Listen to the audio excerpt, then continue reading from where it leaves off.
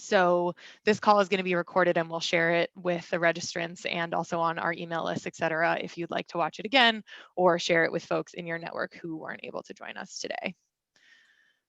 So with all of that in mind, this webinar is brought to you by the Food Systems Leadership Network, which is a national peer learning community that connects current and emerging leaders, strengthens individual and collective leadership capacity, and fosters collaboration across communities. We invite you to check out our new platform, which we just launched, which is at foodsystemsleadershipnetwork.org. And you can check that out after this call. It's a great place to connect with your peers and take advantage of a lot of resources that Wallace Center and lots of our friends and partners have developed over the years. So with that in mind, I'm going to talk a little bit about the reason we're here and sort of the way that Wallace Center got interested in this idea of institutional investment. And then I'm going to hand it off to our partner, Elliot Smith from Kitchen Sink Strategies, and he's going to take us into a panel discussion with folks from all over the local food system and thinking about universities and investment.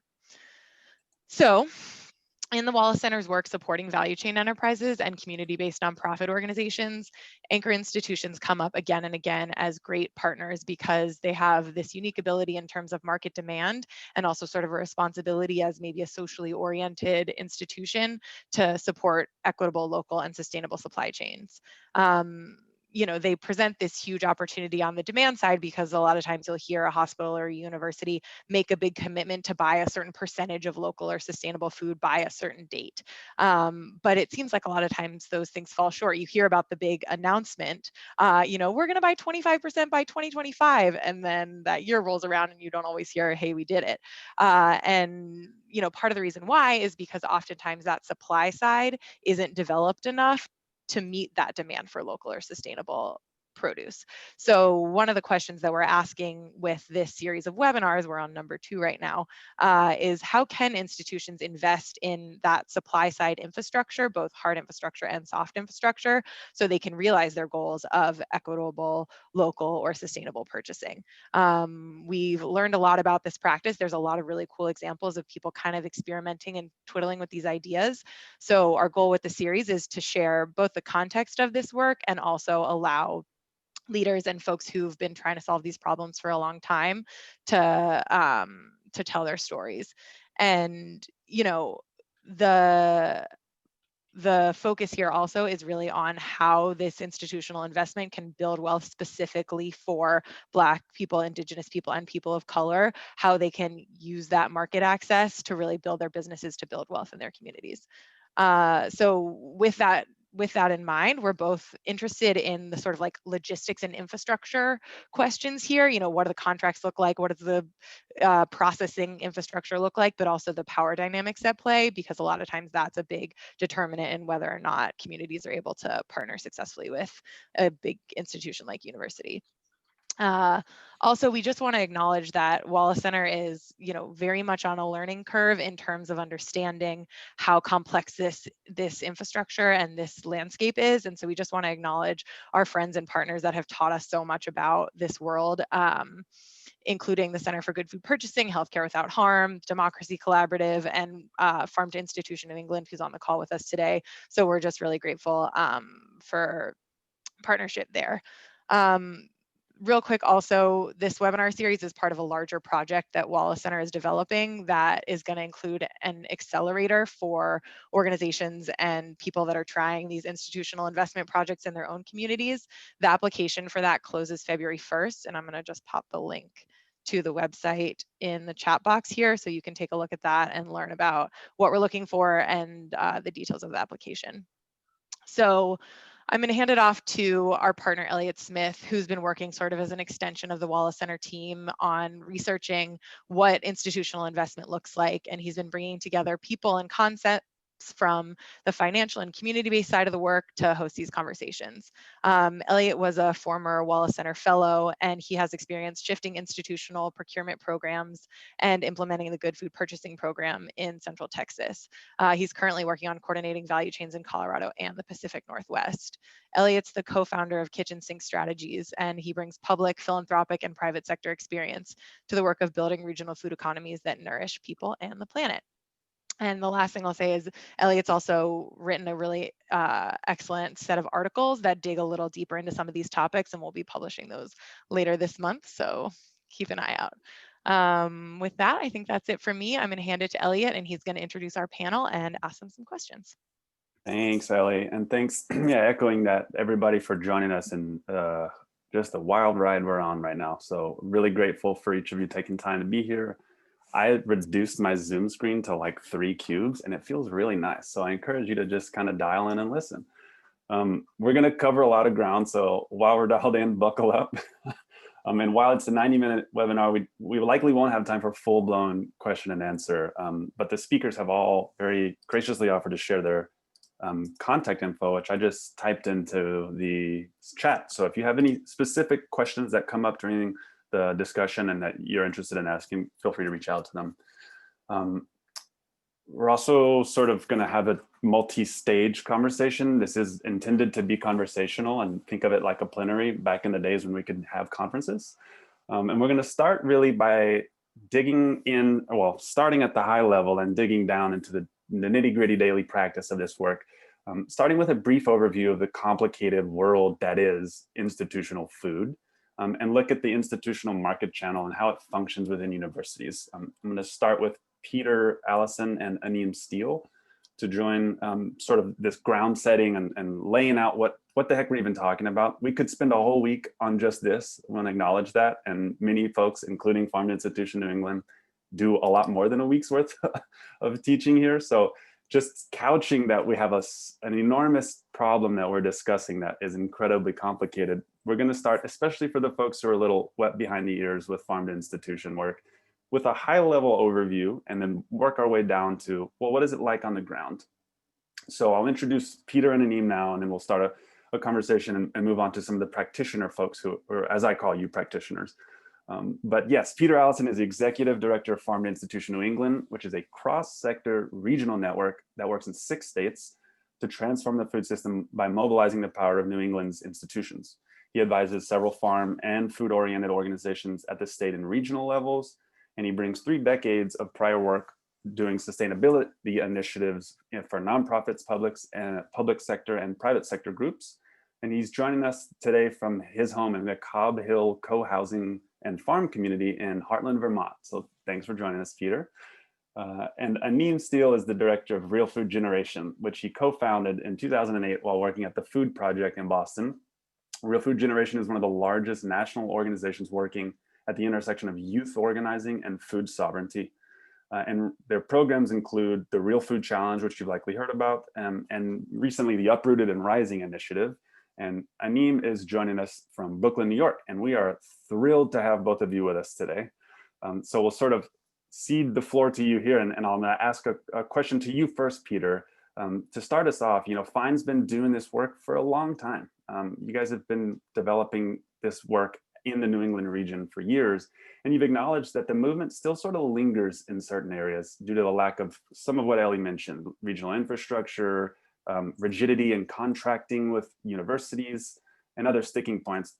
You've also produced a lot of reports that have helped a lot of us understand what the hell this work really is and get the lay of the land. So can you start by sharing a little bit more about yourself, about your work with FINE?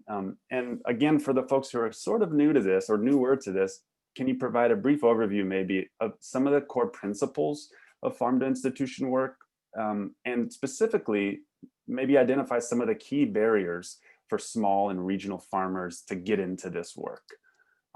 I'll mute myself here and please take it away. Sure. Thanks, Elliot. It's great to see all of you and to be here. So as Elliot mentioned, FINE's mission is to mobilize the power of institutions to transform the food system, focusing in New England. And we do that through conducting research and putting out reports, but also by convening partners, developing relationships, a lot of communication, some policy work. Really working to support the partners who are involved in all this stuff, so they can be as effective as possible and we can have as strong a network as possible in carrying this work forward. I thought I'd give just a really, well, hopefully quick overview of one of the key questions that we sometimes get is like, why institutions, why colleges? And just to talk about some of the opportunities that exist within the college marketplace, a little bit about some of the different types of institutions, but also differences within the food operations, just for context, and then some of those barriers and some of the cool stuff that's happening now and that we see as really bright spots for moving forward. So first of all, colleges feed a lot of people. About 1 million students attends colleges in New England and about 20 million nationally. And so when you combine that with the faculty and others who eat at institutions, it's 5 to 10% of the US population. In New England, our research shows that colleges tend to actually buy more local and regional food than other institutions like schools, healthcare facilities, correctional facilities, and actually more than the population in general. Our latest survey, which had respondents from colleges representing more than 70% of the students in the region, showed that 21.5% of the food that colleges buy comes from the region, and that's self-reported information. But we see some pretty strong trends. Moreover, the interest in buying local food expressed by the dining operators is really strong. They virtually all say they're going to buy more over time. Colleges typically have bigger and more flexible budgets than other institutions. They don't have as many regulations to deal with as schools and hospitals, and they have more money per meal than most of those other entities. And there's also really great opportunity to foster connections between the dining operators, I think we'll hear about a little later, and the educational and service mission of universities through research and campus farms and community engagement. And finally, or at least as we used to say pre-pandemic, the colleges and institutions are pretty stable markets, and they present opportunities for farmers and fishermen who have been focused on direct markets to sort of broaden their market base with institutions which have been around for a long time. And we really believe that post-pandemic, even though it's been really rocked hard by COVID, with so many students not on campus and so many staff of the dining operations being furloughed, et cetera, and the market channels being disrupted, that they will return, and with some interesting probably innovations that they'll bring with them. So colleges and universities come in lots of shapes and sizes. So first of all, there's public and private ones. About 3/4 of the students who go to college go to public schools across the country. This matters in one part for food because rules and laws that apply to public procurement impact public institutions and public colleges, and not private ones. There's a huge variation in size, from small schools with literally hundreds of students to those with tens of thousands. And so economy of scale in food is a really big deal. And bigger colleges tend to have more power to drive price down because of their volume. On the other hand, small schools sometimes much more ability to buy from the local producers, have more flexibility.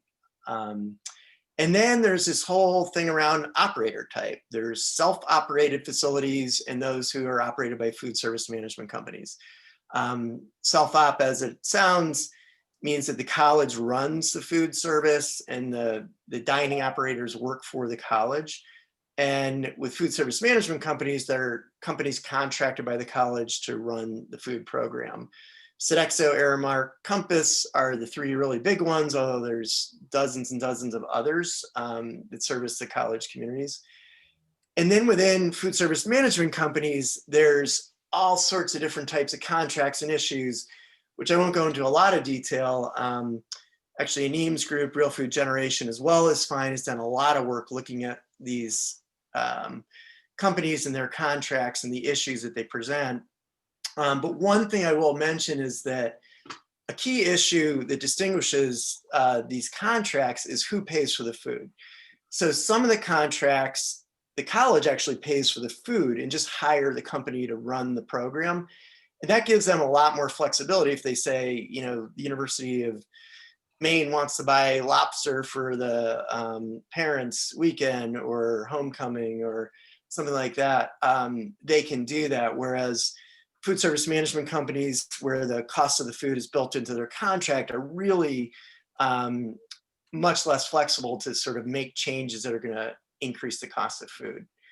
And then it gets sort of like much more complex really quickly. And just to touch on one thing is that there's all sorts of incentives built into the contracts to encourage the food service management companies to buy from approved vendors, and the approved vendors have incentives to buy from really big, typically national suppliers. And these incentives, called rebates or volume-based discounts or kickbacks, they apply to individuals who are making the procurements at the facility all the way up to the corporate headquarters. And the dollars involved are really staggering, sometimes representing more than the value of the contracts themselves. And they, because of the size of the volume, or the size of the incentive, it can really make it hard to buy from non-approved, non-national accounts. That's a very simplistic overview of a very complex topic, but one that has a lot of significance. I just mentioned a couple of areas or a few other areas of variation within any of those types of institutions. So procurement agreements could be, you know, really strict enforceable contracts, all the way to a lot of agreements are really handshakes with farmers and fishers and food hubs. The ability to change menus varies tremendously from campus to campus. Some are set way in advance and really hard to change. Others have much more flexibility to adapt to products that become available because of weather or market conditions. The types of equipment in the facilities where food is stored and processed varies tremendously, and that has a big impact on the ability to take whole unprocessed food and use it. And how, you know, where people eat, whether it's like in a big cafeteria or a la carte or catering service, there's all sorts of different margins in terms of the value that the dining operators receive for the product, and therefore the ability to buy local. And then there's like sort of the flow of money within an institution. I mean, some colleges actually get funding from outside sources, grants or alumni or awards in other ways, and others actually need to give money from their operations to the administration as a whole. So huge variation here, taking probably a little bit longer than I'd intended. So I'll just move on to some of the key barriers for small and medium producers selling to institutions. It can be really challenging to become an approved vendor, whether that's a self-op or a food service management company. And even if you have to become an approved vendor, they don't always buy from you. So you may have the agreement in place, but if they're not making the orders, it's not really doing you a whole lot of good. You have to buy insurance. Sometimes it's more expensive than selling in the direct market or restaurants. There's requirements around volume, consistency, and quality that institutions need that can be challenging. And then there's price. And you know, price isn't always a barrier, but it can be, particularly without the rebates in the system. One of the things that we found is that producers who are selling to institutions feel that in general, they're getting a pretty fair price, whereas those who are considering selling to institutions, prices are a big worrying point. So there's a bit of a perception issue, although in some cases it's real for sure. What's exciting, I would say that right now, we're seeing a much more expanded vision of what good food is, not just local, but sustainable and fair and just and humane. The interest in food on campuses is growing, you know, way more than it was, say, 10 years ago. And that means that it's becoming a competitive issue between the schools. If you go on a college tour, you're always going to go to the dining facility and they're going to try and show that off. There's also a lot of other competing demands like gluten-free and vegetarian and different religious requirements. Even food service management companies are really looking for opportunities to differentiate and provide sort of the new services here. There is interest from government and philanthropy to support college dining for values-based food. Some policy changes are really helping. There's technology from everything from processing to how we track and order food that makes it a little bit easier to for even small and medium producers to sell to institutions. And I guess I just end up with saying there's some amazing partnerships in place between colleges who are working together to do buying, between farmers who are working with food hubs to sell, and then between colleges and schools and colleges and food banks and colleges and community members. COVID is providing tons and tons of challenges, but some dining operators are saying it's also providing opportunities. So anyway, there's a lot more. We'll hear from the others. And oh, one last thing I'll put in the chat. We have a summit coming up April 1st, 8th, and 15th, where a lot of these topics will be discussed in a lot of detail. It's virtual, so you all can come. That's great. Thank you, Peter. And that's a perfect overture, really, because all of essentially every pillar of what you just shared is something I expect we'll dig into a little bit more detail here. So thank you for that. And I'll pivot to you, Anim, now to ask, Real Food Generation has a lens on this work that's primarily grounded in grassroots power building and social justice, which often includes an analysis of workers' rights and other issues hidden largely in some of the dynamics that Peter's just laid out in terms of how this world works. There's a ton of complexity, as we just heard, the type of institution, the nature of the contract, all of those things wind up impacting every tiny little decision. And so much of that happens behind a veil for us, the people on the outside.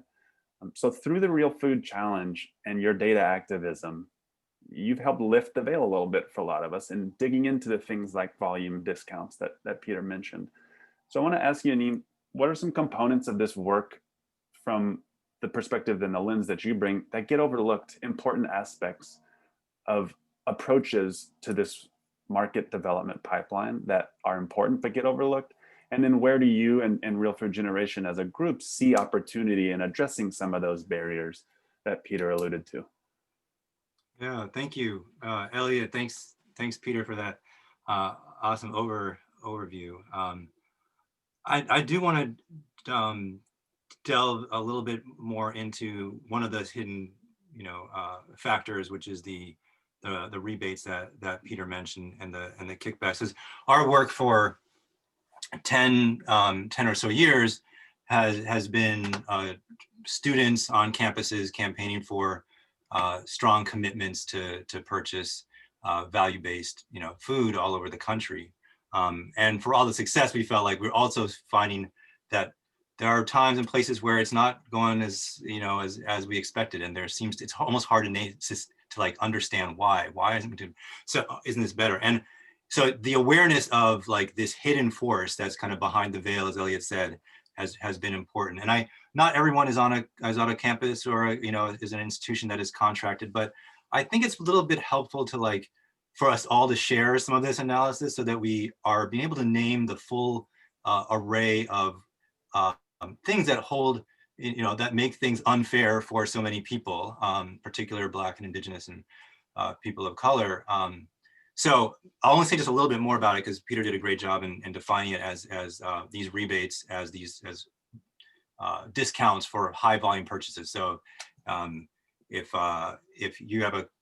you're one of the many campuses that is contracted with Aramark or Sodexo or a Compass Group affiliate, then they might be getting a check back from Tyson or Foods from a large purchase of poultry, for instance. And what's this is a standard part of much of business to business practice and the economy in general, discounts for high volumes. I think what we feel is it's become over the last 30 years so massive and evolved in something that's really problematic. It doesn't fit into that normal pattern. And just to underscore it, it's up to 50% of the profits from these companies comes from this model. So their mindset, I'm potentially overstating this just a little because it's very hard to get information about it, but not by a lot. But I would say kind of colorfully, to some extent, the customer is actually the product. If a student is the customer, it is the headquarters views them as a means by which to recruit vendors for which they're going to get checks as rebates. It's a flip, right? And you almost have to say it this way to understand how significant it is. And so Peter mentioned, so going on from that to like name the, and that, by the way, that's why we call them kickbacks. We refer to as kickbacks. I'm not going to go into all the more detail about it because there's a report I can share with you that you can, I could see if it'll fit in the link in the chat. But, you know, as well as tying your school, university to purchasing from actors in the food system that are implicated in degrading workers' rights or the environment, burning the Amazon. As Peter said, it also limits their incentive to buy from local, local or fair trade or other value-based purchasing. And I just think that the other consequence of the transparency, it's just another consequence of it. It's just hard to talk about it. The dining managers who are working the system are really reluctant because their bonuses are associated with it, and they have repercussions. So it's been very hard to get information about. And I say that with respect to many dining managers who want to do really good work, care a lot about the students, and this is true for many people in the companies as well, but the system makes it very hard. So just on to like where I see opportunity. I mean, partly this is what's happening now. It's just like bring it to light. Like it is so hard to deal with something if you don't know it and name it. And for those of you, you know, maybe institutions that are considering contracts or not, like this is something to know about, right? And the more that we share about this, the more it actually can be a topic. We had one recent success in this just by like putting it out there. It's become something that the Open Markets Institute, which is a kind of a fair economy group, has put together, has named in a petition to the Federal Trade Commission as a practice that should be banned and regulated. So I just want to, you know, it's been in the dark for a while, but like if we start to like name it and work together, we can begin to make a change. And this administration has, maybe we have a better chance at seeing that. And Elliot, I don't want to talk over. Let me just look at my clock. Is it another minute or how are we doing? Yeah, I mean, you're good. So so that was a kind of a collective thing, like naming collectively at your institution. If you do have a provider, and by the way, not every school that is self-operated is incredible, and not every school that is contracted is awful. But we're talking about patterns here and forces, and so I would say that if you have a contract, not only, as I think Peter would recommend, should contracts be written with your values really tightly in mind, one should also really evaluate those contracts and the performance of the contracts. I was just contacted last month by a dining manager in a school in New York who had discovered that the stipulations in the contract to purchase 20% from the local area and to spend a certain amount of food per student, the company was able to hide this. The university has no idea, and he's discovered this. And it's led to many other things. So I would say also, you really need to like get in, you can find help to this. Don't just count on the word of what's happening. The opportunities, the lack of transparency creates so many opportunities for hiding things. And there may be an article coming out about this soon, I don't know, but for the time being, it's background because there's a lot of fear when people talk about it. Mm-hmm. So I think we're gonna see some progress on this, you know, like we're opening the light. Again, look for yourself, really scrutinize. There's ways to get help on that. And we've formed a coalition with Black farmers in the South, with fair trade groups, with environmental groups to call on the big three food service providers to make changes across their whole, across all of their accounts, because we think some of this needs to be addressed collectively. And I think there's a lot of, I think Jen probably and others can speak deeply about partnerships. I think this is where investing, you know, especially to reach farmers of color who have been the most disenfranchised and maybe disincentivized by this system, building relationships and long-term ones is so helpful. So Jen has probably touched on that more. So maybe I can just say that there is so much, you know, for people like wondering like, how do we find farmers of color? Like, I would just give one hint, and I could say more about this and other things later, is that there's some tremendous interest among students right now, particularly around this issue. And at the University of Minnesota, for instance, there are students who are out finding those relationships. I don't want to take the responsibility off the university, but people have so much work, and I would look to some students to like build some of those long-term relationships. Yeah. So I can tell another story later about how this looked like in North Carolina, but happy to be with you all.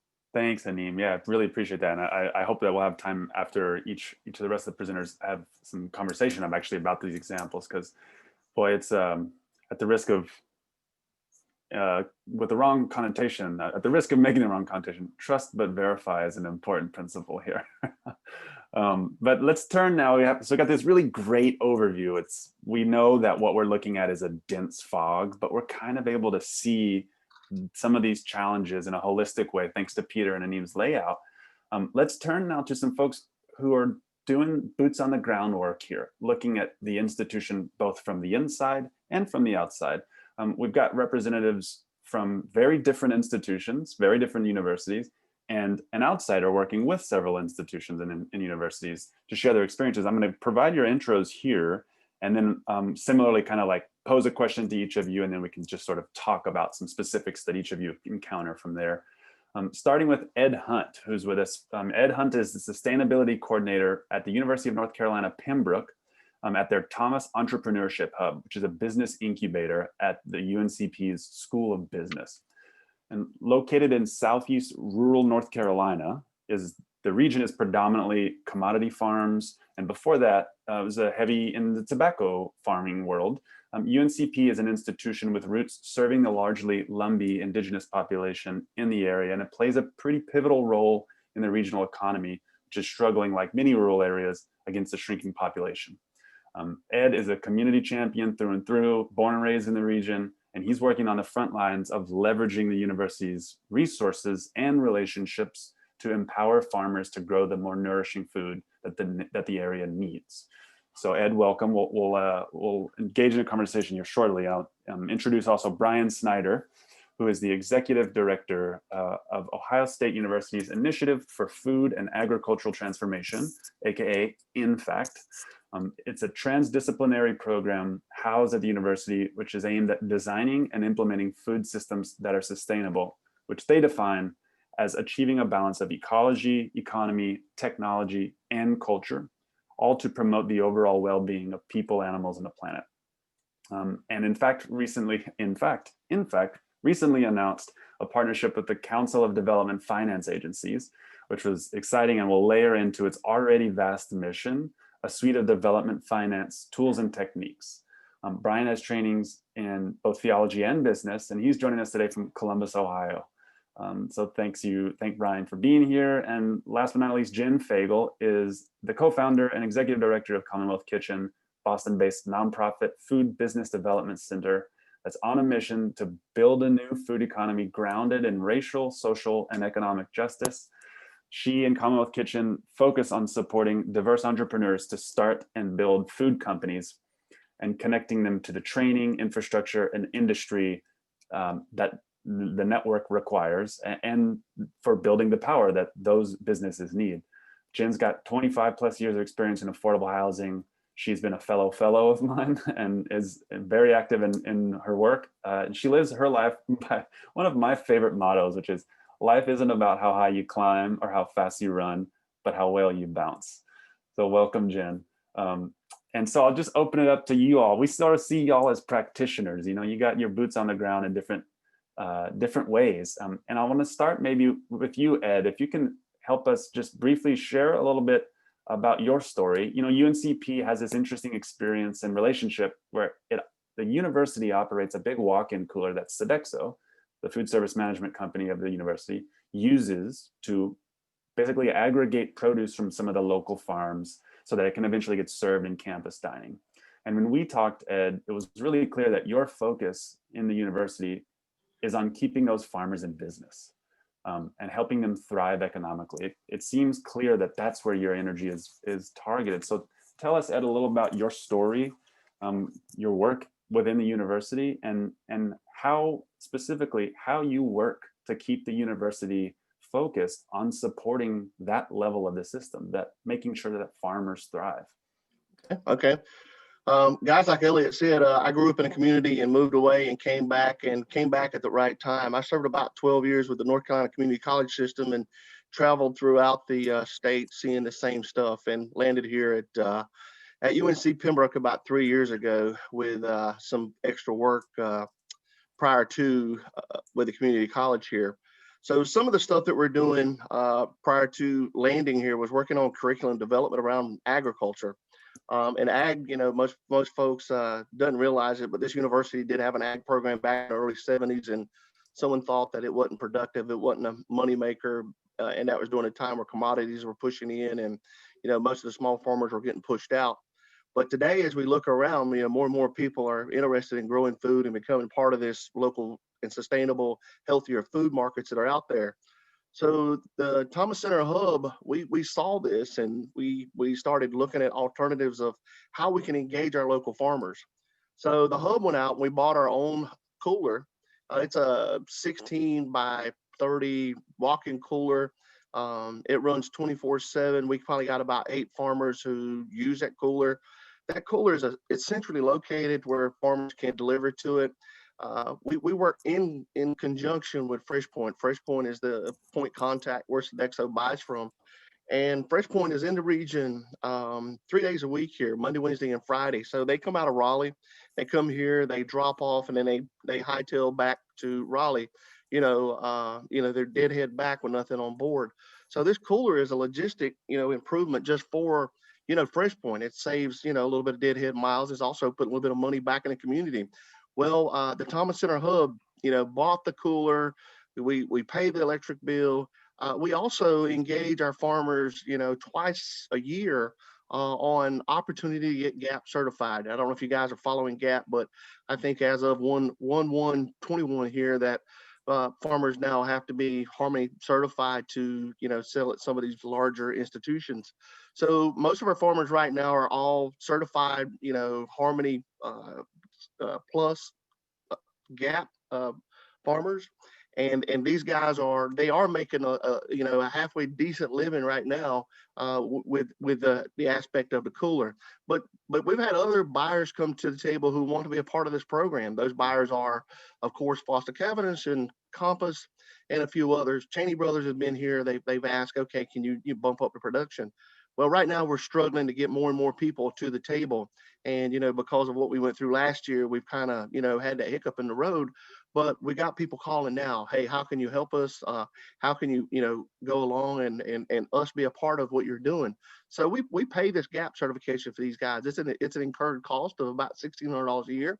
But more importantly, we looked at, what can we do to encourage these guys to come to the table?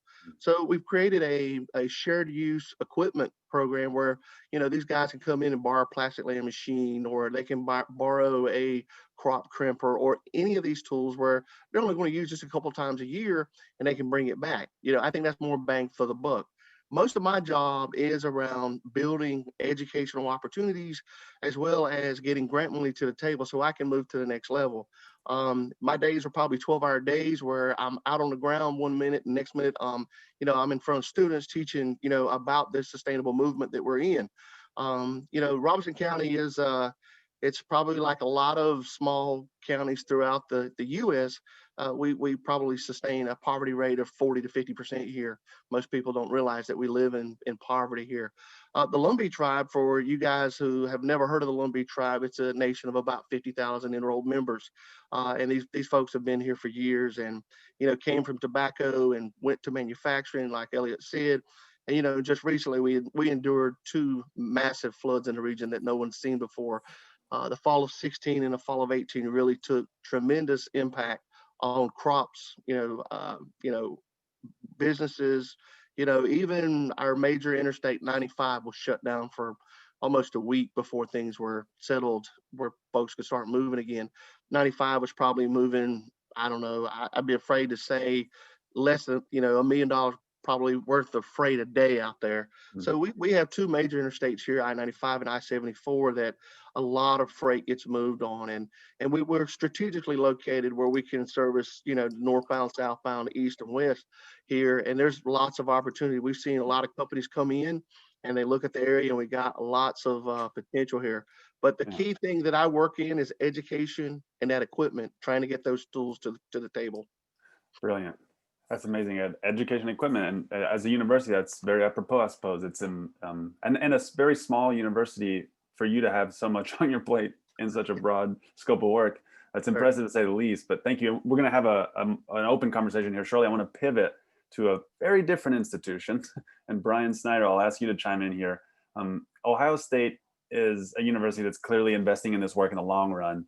You guys have this massive commitment of purchasing 40% of your food locally by 2025. You've got the institute that you head up. In fact, you've got a regional network that you've described building. You've got a committee that oversees the local purchasing commitment and all these other assets.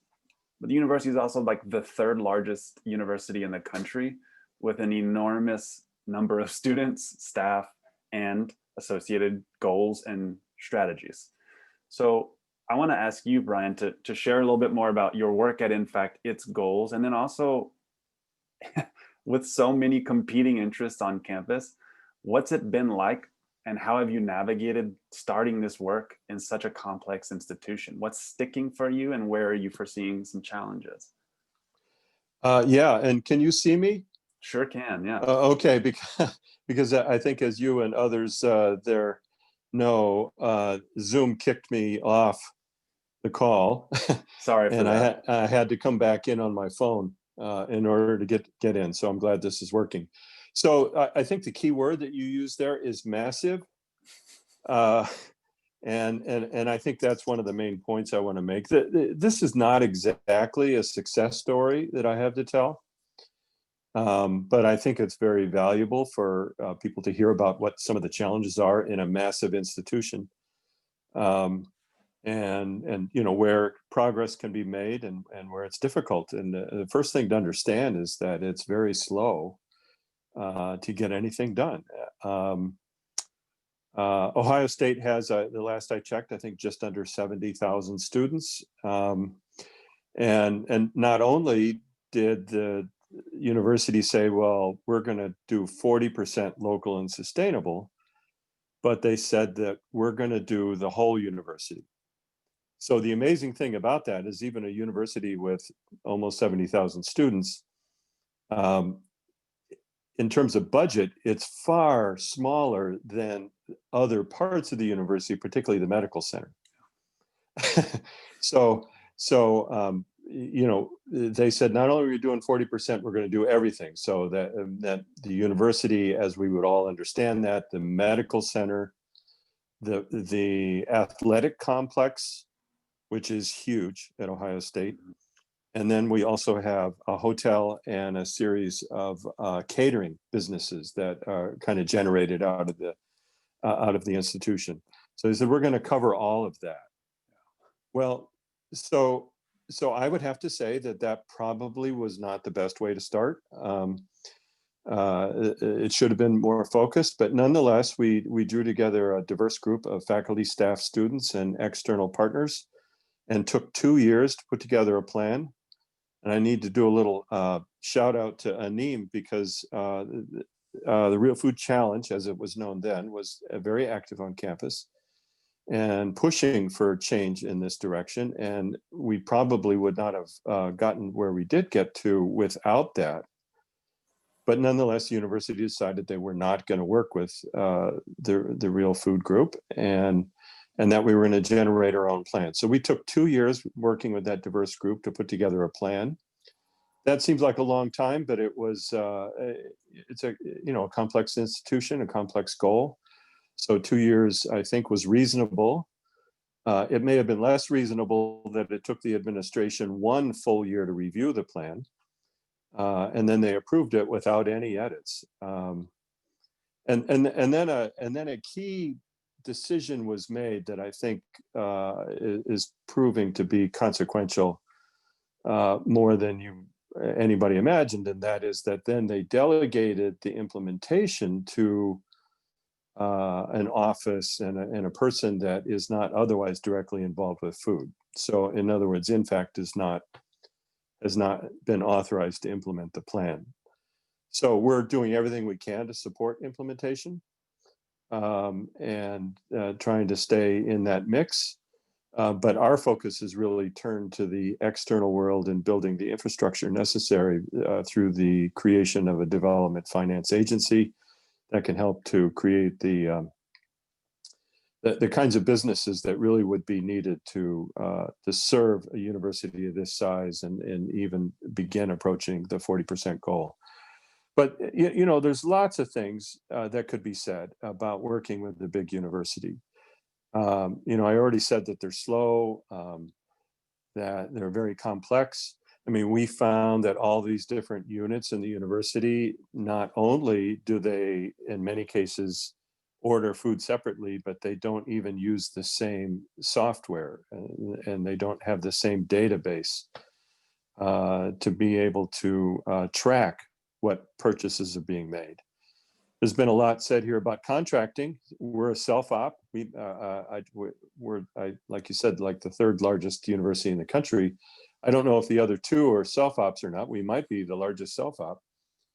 And that's really cool because we can make decisions, but 95% of the food purchased comes through supply contracts. So those supply contracts are like with US Foods and other companies that deliver food to the university. And those contracts are only renewed every 3 or 4 years. And if you don't have in those contracts the expectation that the company is going to supply the kind of data that you need about where the food comes from and how it's grown, then you're kind of left out altogether. There's no data to collect. So we even had the challenge of coming up with a number to be able to report to the administration how much money is spent on food.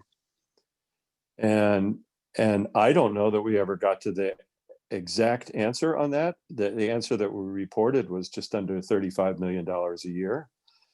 But since then, we found that may not be entirely accurate because it may include a lot of purchases that are not actual food, but purchases of supplies that come through food service companies. So there's just another level of complexity. Yeah. So the bottom line here that I'm reporting is that it's incredibly complex. Students that were interested in seeing this happen moved on. There are other students that are interested but are not as well organized. And during the time of the pandemic, of course, organizing students or organizing any group on campus is difficult and challenging. So we're kind of waiting for that to end. But then here's the real kicker is that all of the administrators that were involved in setting the goal and setting us off on this journey, by the end of June, they all will be gone and will have been replaced by people that do not have ownership of the goal. So here's what we're doing right now, in addition to the developing the finance approach, the infrastructure development approach. Is this morning, for instance, I met with representatives from 5 or 6 smaller universities around Ohio, and trying to develop a consortium so that we can all share common goals and work toward the same kind of outcomes to create a regional economy supported by the various institutions. And I told them very frankly that I thought I could probably get Ohio State to change faster by getting them to pursue these goals, and then to be able to point to the fact that this consortium is achieving this and that Ohio State should be right there with them. So talk about an evolution in strategy. It is much harder than it looks, and I think it's harder the bigger the institution is that you're trying to steer. Yeah, sure. Well, you're among the biggest, so you would know. And I want to ask Brian just a couple questions in the chat here. We probably won't have time to answer all of them, but there are a few that ask about the specifics of what Ohio State considers as local. Is that something that you can succinctly respond to? Yeah. Oh, yeah. And actually, that's a great question because, by the way, I think the plan that we put together is really good. And so it's kind of a shame if it doesn't get implemented as it was written. But in the area of local, in particular, a lot of universities just use a standard of local is anything within 250 miles. That's not necessarily based in law anywhere or federal precedent. We use an outside expectation of 275 miles, which is not much different, but that is based in the Food Safety Modernization Act, which passed about 10 years ago, and it does use that as a loose definition of what local means for the purpose of food safety exemptions. But then we said, no, that's not good enough, because for a lot of people, when they use the term local, they're not thinking. For us, 275 miles is from downtown Chicago to the western edge of Washington, D.C. And that's not what students are thinking of when they say local. I dare say there isn't anybody on campus that would use the word local and think that that's what we mean. So we created a series of degrees of localness. So we call it the Buckeye Bullseye because it looks like a bullseye when we when we chart it out. And that is that we consider ultra local to be anything that's it comes from within 50 miles of one of our campuses. The second ring out is the actual state of Ohio, and it's kind of handy that Columbus is in the middle so that Ohio actually looks like a ring on the bullseye. And then the third ring out is that 275-mile ring. And then we even have a fourth ring, which is what comes from North America, which includes Central America and the Caribbean, because almost every food, including coffee and bananas and pineapple and stuff, can come from that ring. So this way, if we track purchases based on where they come from on that bullseye, we could actually create a heat map showing supply coming from the edges into the center, with the idea of being able to celebrate those things that come within 50 miles of campuses more than anything else. That's great.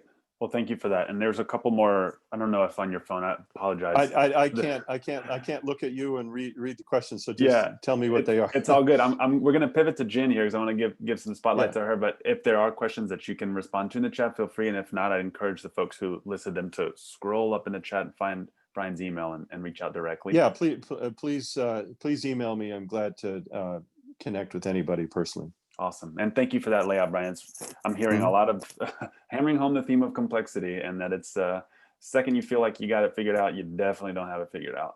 And I want to pivot now to Jen Fagel with Commonwealth Kitchen. Jen, you're kind of the odd person out here in that you're the one who's not embedded in a university.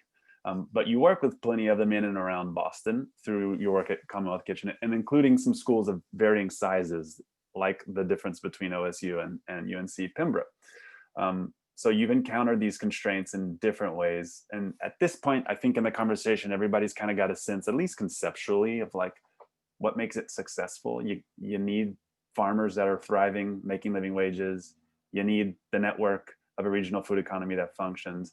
And you also need universities that really understand and can invest in sustaining the value of having those local food sources.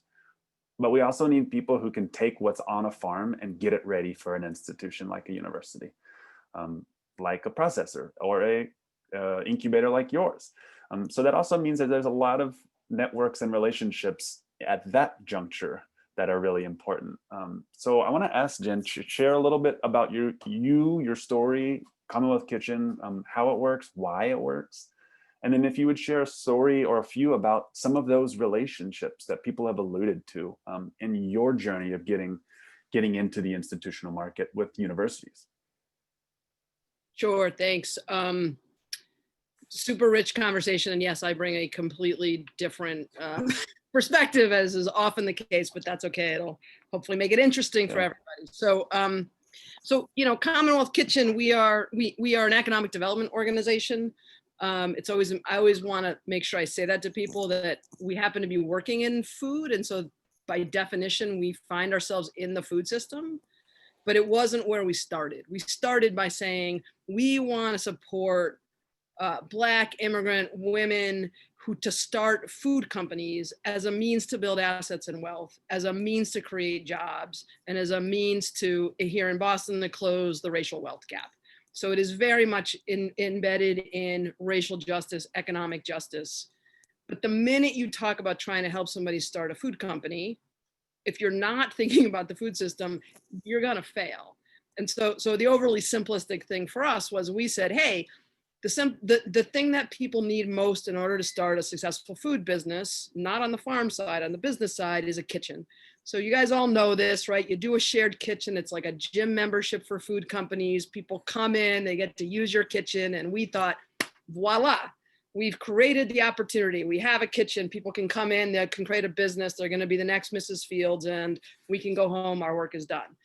And of course, what we learned was, wow, that is so not the case. Like, it's the food industry, and everything about it is opaque and hard and expensive, and you have to be a multitasker, you know, on steroids to be successful. And on top of that, we work with businesses across the sector. So people who want to do a food truck or a catering company or a push cart, so that's a direct to consumer model.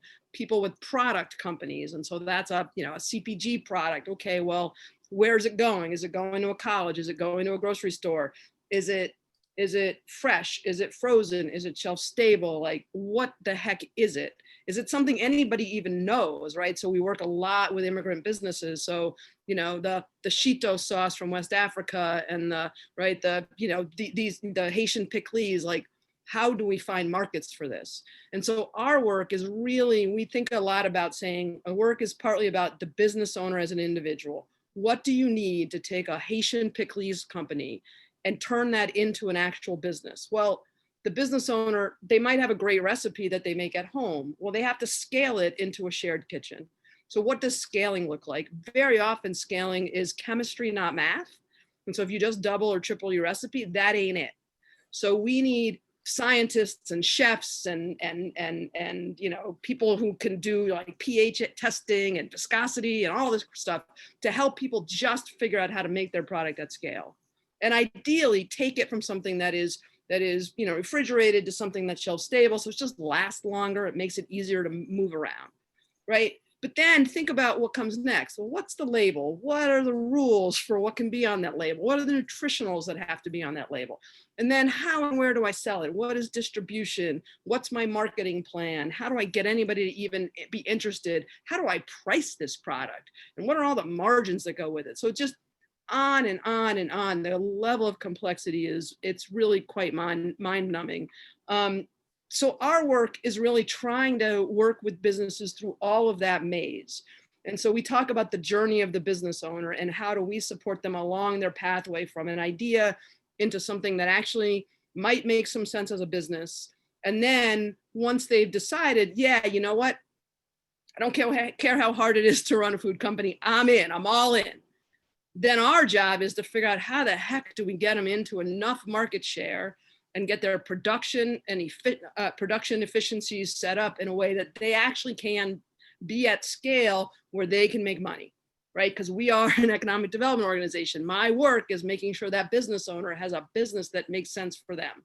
This is not the next Mrs. Fields. It's not necessarily a $50, $100, $200 million business, but like one simple piece of math for those of you who are interested in this work to know is that if you make a product, like a jar of pickles, generally speaking, that jar of pickles, if you are not selling that in at least 250 grocery stores, you are not making money. Here in New England, the entirety of Whole Foods, which is always like, hey, we're in Whole Foods, yay, is 40 stores. So you're nowhere close enough to actually pay yourself, you know, to make $50,000, $75,000 a year out of that business. So the challenge of these businesses, it's enormously steep to figure out how to get them to a place where they can be successful. And so our work, as we started looking at these businesses, we said, okay, we're working with the business owners and we talk a lot about human, social, financial capital, support them along their journey, right? Their leadership, their ability to pitch, to tell their story, to honestly to deal with the incredible amount of racism in the industry where we're dealing with the buyers and the distributors and trying to help make those relationships. I can talk more about some of the things we're doing there. But even that isn't enough if we're not then solving for the system side and who's buying and what are they buying, and us as consumers to know that these are amazing, that we should all have Haitian pickles in our lives. It's amazing. But if the business owner doesn't have access to capital and doesn't have friends and family money, they can't ever get there. Right. So all of that led us to think, well, what about the colleges and hospitals? I'm in Boston, right? You sneeze, and these days don't sneeze, but I'm saying, like, the number of college students is enormous, and the largest employer in the city of Boston are the hospitals that are here. And so for us, it was this thing of, well, wait a minute, like, these are students who, you guys all know these stories. They care about this. There's a lot of immigrant students. They love these stories. Like, we just thought this is going to be great. We are going to help our businesses get access into those markets. And one of the things we knew that was going to be a challenge if they were scaling up was their ability to do the production. And so that led us to make the decision to start to create our own co-packing operation, because we're not crazy enough. So in addition to running a shared kitchen, we separately have our own social enterprise that is a co-packing operation. And what we're doing is essentially taking that Haitian pickles or African peanut sauce or whatever it is, starting them in our shared kitchen, getting them to build some track record, getting them to understand that, yes, this is something they want to do. And as they start to get demand and sales, we can move them into our co-packing operation, take over production so they can go out and do their sales themselves. The other benefit that has is it means we're aggregating lots of little, really not great jobs for the workers that would otherwise be working for those business owners. They're all working for us. So I have 15 people on my staff that are doing production, all of whom get paid at least the city's minimum living wage, which in Boston is $15.75 an hour with benefits. So now we're changing how we're able to think about these businesses and what that growth trajectory looks like. And we are using our nonprofit to go invest in equipment to partially automate that production. So instead of hand scooping, cookie dough that we literally sell frozen to colleges, we have a machine. So it's like the I Love Lucy where she's doing the chocolates. Like, we have one of those machines. It's a $28,000 piece of machinery. Do you think a cookie company can afford that piece of machinery? No. But it changed her business completely, because it went from her taking 12 to 14 hours to hand scoop her cookies to us doing it in an hour and a half. Yeah. With that piece of machinery. So all of that is sort of the background to now, how do you then think about the getting into colleges? And I should say that on the manufacturing work, that's really important for our business owners. We also do that work for farms. So Elliot had asked me about, like, on the farmer side. So, we're in New England. The growing season is short. The growing season does not line up with when students are on campus, right? So part of our work was looking and saying, well, wait a minute, if there's a glut in the season in, in September, October for tomatoes, couldn't we do some kind of light processing of tomatoes so we can preserve them and make them available all year round? And we have all this equipment and all this capacity. So what if we add that into what we do? So all of those things are things that we do. Yeah. When we started going out to the colleges, you can imagine the response from people was, oh my God, this is exactly what I need. I'm in, right? Harvard, MIT. I saw our friends at Boston College are on this call. All of them, we love you, yes. But going from yes to an actual, I purchased something, I figured out the distribution, I got the cost right, the product formulation is what I want it to be, the pricing is what I want it to be, the consistency of the purchasing, like, are people even wanting it on the menu, has been an absolute, like, exhausting nightmare to try to get sorted out. And I say this all the time, if you know how to do work with one institution, you know how to do work with one institution. They are not the same. Right. And we work here in Boston where a lot of the colleges all work together and they like to try to support each other. And even then, the definition of local, how they source, what they're looking for, what the product mix that they want is. One wants a vegetarian, center of the plate, like veggie tot option. Somebody else, all they care about is that it's local. But the minute we get into local from the farm side, we get stuck in the world of commodity pricing. So this was all the way back to the beginning of this conversation that Aneem and Peter talked a lot about, where I can tell you firsthand, that I cannot have a conversation with a lot of the Sodexo accounts about tomatoes. Why? They have an agreement with Heinz. Heinz pays them $1 million a year for the right to sell them to any kind of tomato product, Right. any. So when I'm in marinara, I'm in tagine, it doesn't matter. So this is the enormous challenge that we find ourselves up against. But even when we actually get something done, so we were, pre-COVID, we were moving. Right now, we're doing nothing. So that's, very depressing. But this time last year, we had an agreement with Harvard Dining Services to get 3 of our member companies with sauces. It was like straight out of central casting, right? The Mexican sauce, the Chinese sauce, and the West African sauce on the menu at Harvard University. They committed ahead of time. We were ready to go. We understood the pricing. This took 2.5 years to get this sorted out. But we were ready to go, and we did our first order, and then they didn't order again. And we're like, wait, what happened? I don't understand. What it turned out was, and this is the alignment that you got to always think about, was that the person who was the chef was not the person doing the ordering. The person doing the ordering was ordering from the distributor. The distributor, unbeknownst to all of us, changed their markup. And all of a sudden the price doubled. The person on the procurement side is like, well, I have to stay within this budget. This is too much. I can't buy it anymore. It's off the list. Yeah. And it wasn't until all of us got back together to try to sort that out that we could figure this out.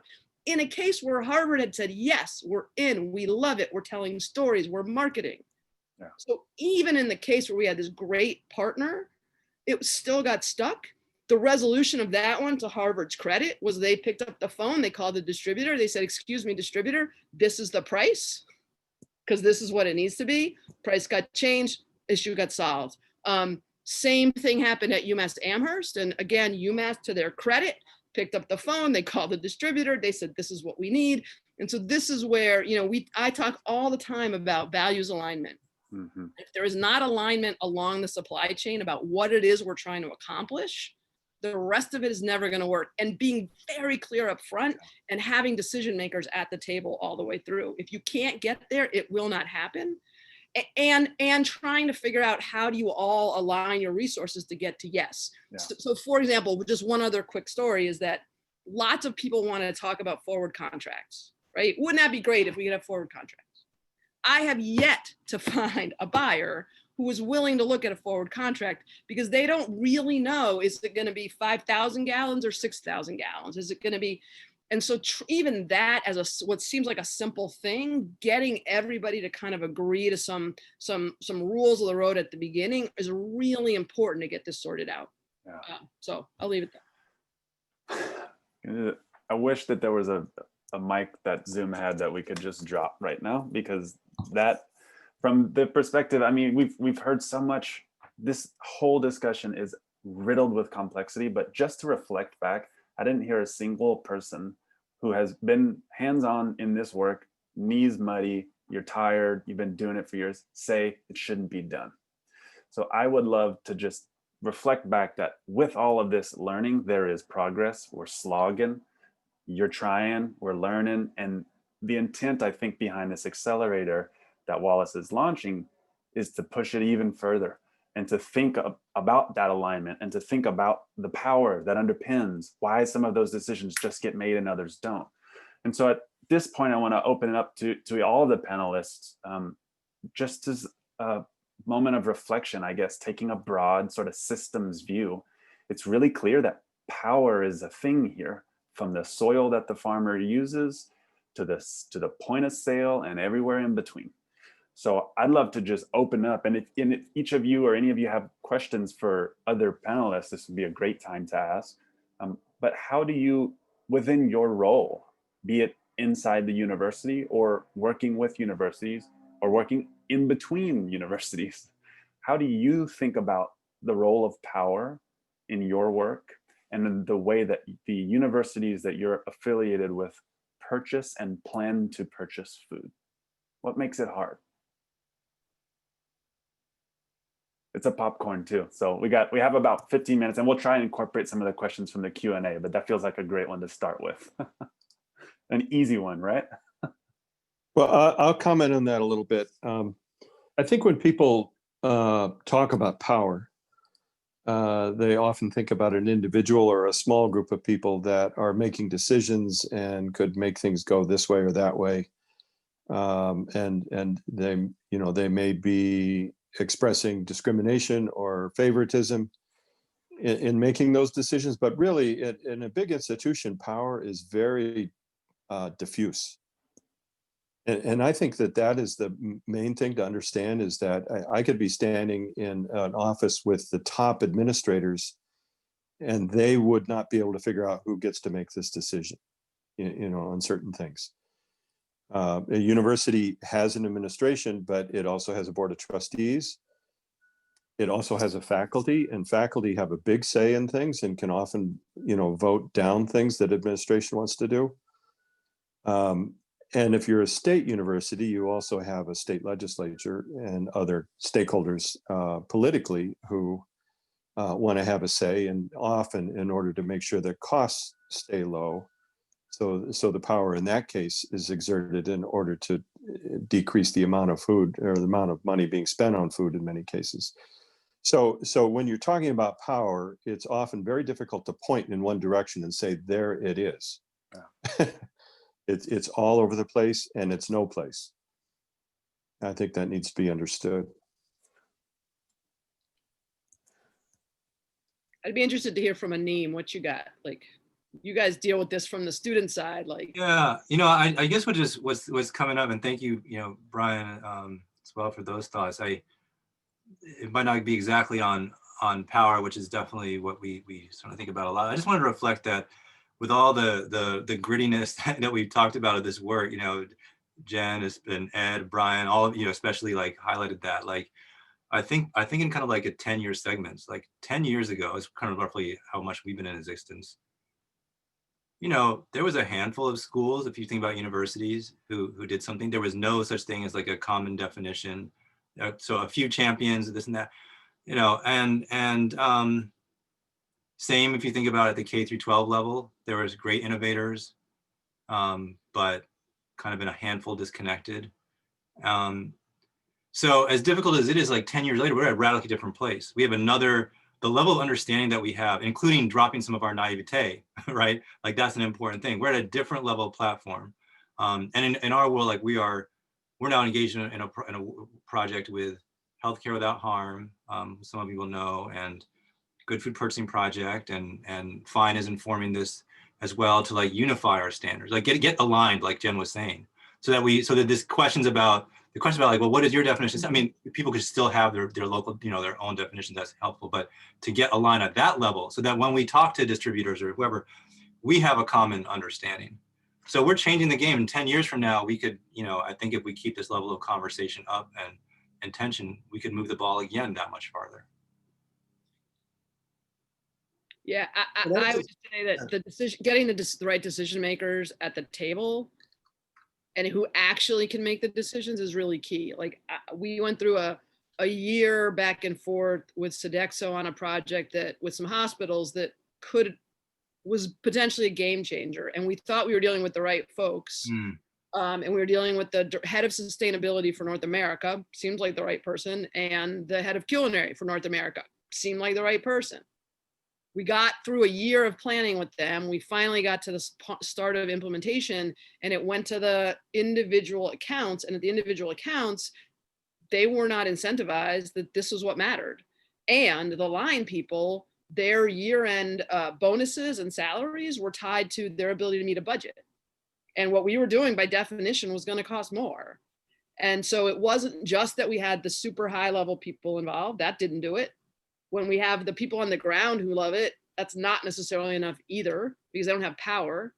When you move into the world of where there's contracts, so, you know, we have a relationship with MIT to do food. Well, they have an outsourced contract. So MIT says, we care about this, is important, we are going to do this. And then Bon Appetit Management says, well, that's not in the contract, we're not required to do it, I'm not doing it. So all of those pieces, the procurement person, the distribution person, like all of those things have to get aligned for you to actually get something that can move beyond some exceptional person who's the dog with a bone that says, I'm going to make this happen.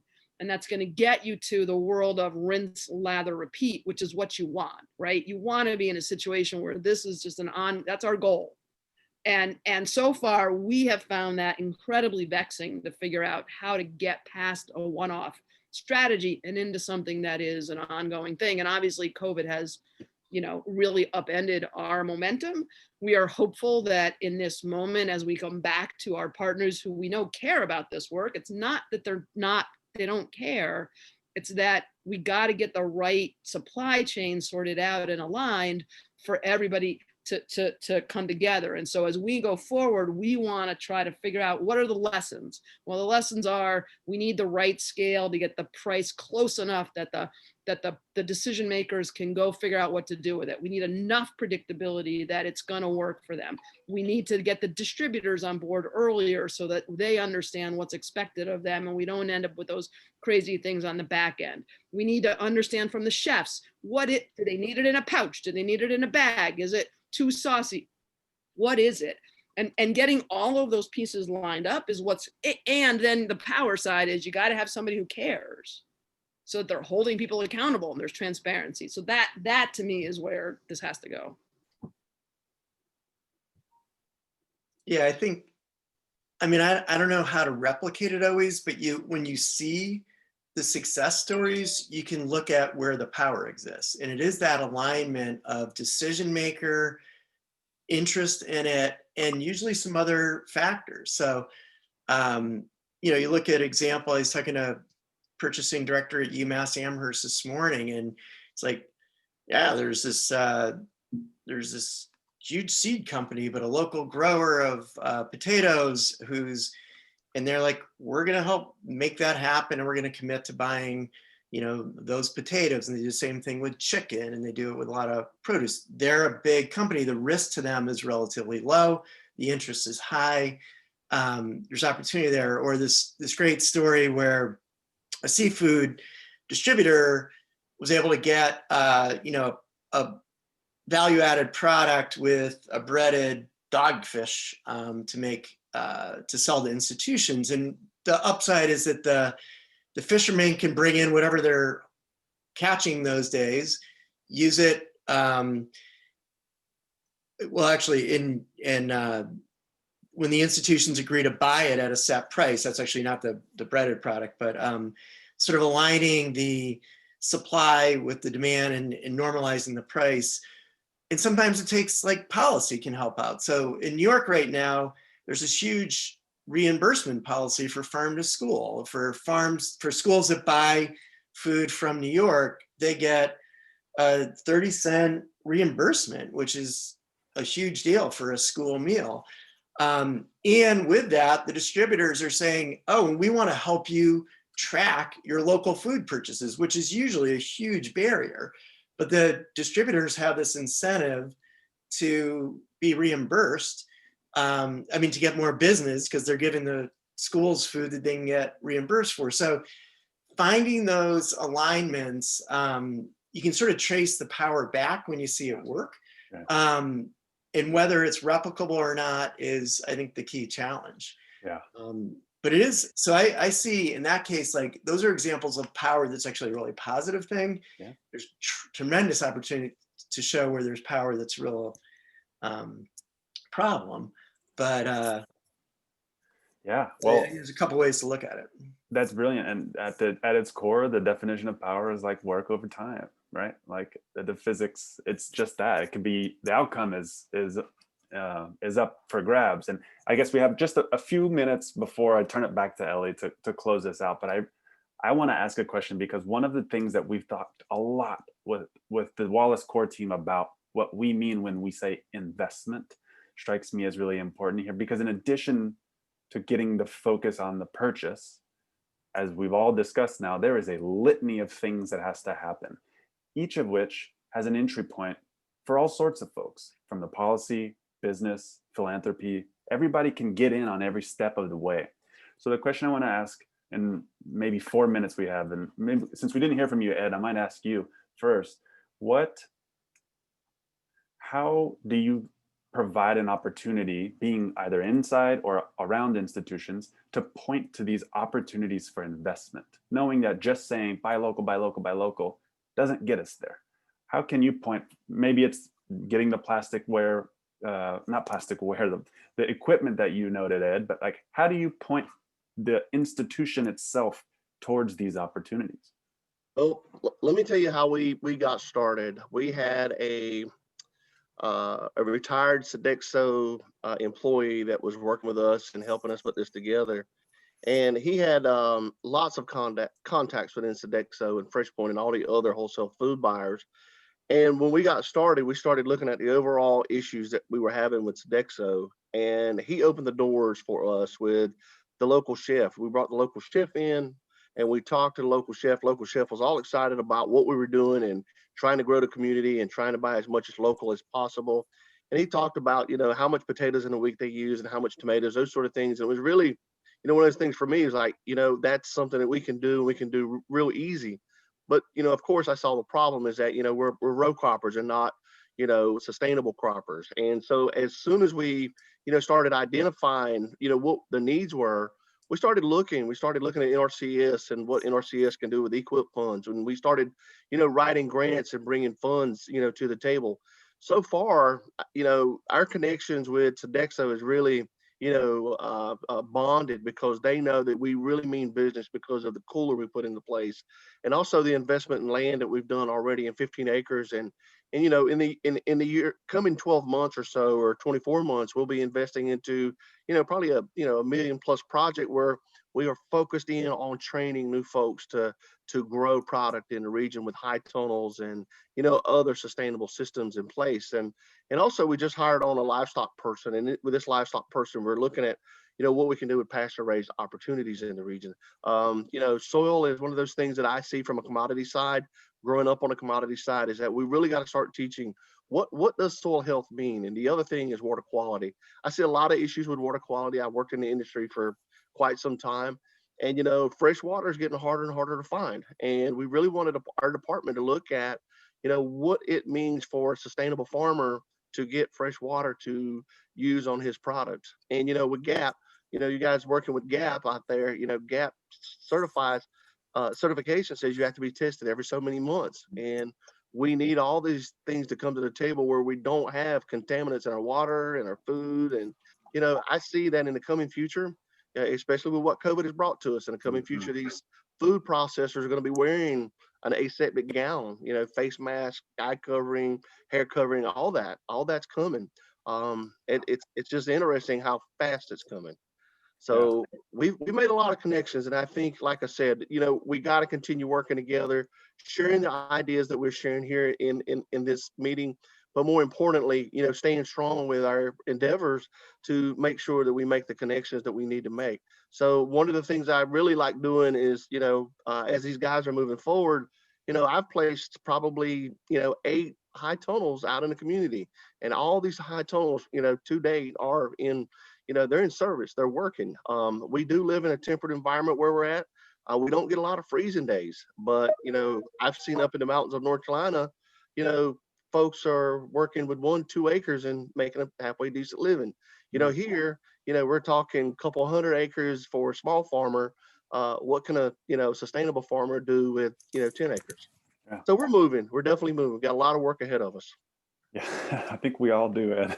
Yep, we And do. I appreciate those examples of I mean, I think it's sort of a goal of this conversation and of the broader work that houses it is to point for those of us who have had our eyes zoomed in on the point of sale or the purchase commitment, to take a step and look back and realize there's a whole bunch on the supply, getting it to that point that needs investment. It needs a coherent narrative. It needs a body of work and a praxis. So I'll turn it back to you, Ellie. I hope that is a good segue for you to close this out. But thank you all so much, two panelists, for your lovely and very wise thoughts. Thank you.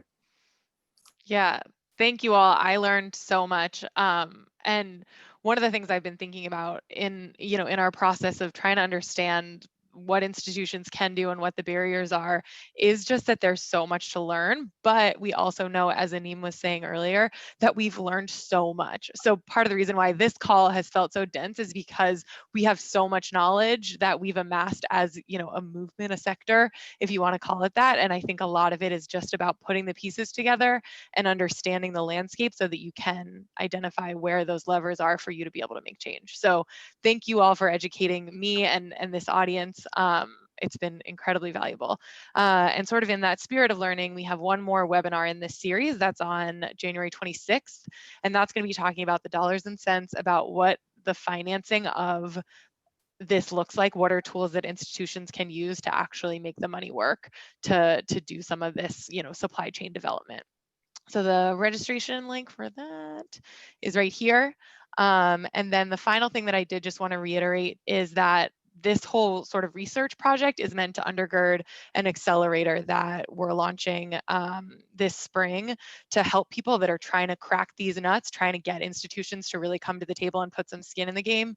And the application for that is due February 1st. And I'm going to put the link to the site where you can learn more about that program, the kind of teams that we're looking for, and how to apply. So there's the link to register for the webinar and the link to learn about the accelerator program, because we know that there's a ton of potential here, and we're really hoping to help just accelerate and make, you know, these projects really work all across the country. So check those links out. And there's also a survey link that I think Andrew's going to put in the webinar so we can learn how we're doing and make sure that we're making these conversations relevant to you all to help you do your work better. So take a second to fill that out. It's really, really helpful for us. And I think that's it for today. Thank you all so much to our presenters for, you know, sharing what you've learned and sharing your experiences and helping us understand these systems better. And thank you to our attendees for taking time out of your day to learn with us. And again, feel free to reach out to us at fslninfo@winrock.org if you have questions for the Wallace Center, or to our presenters. Elliot put their contact info in the chat earlier. Thanks, y'all.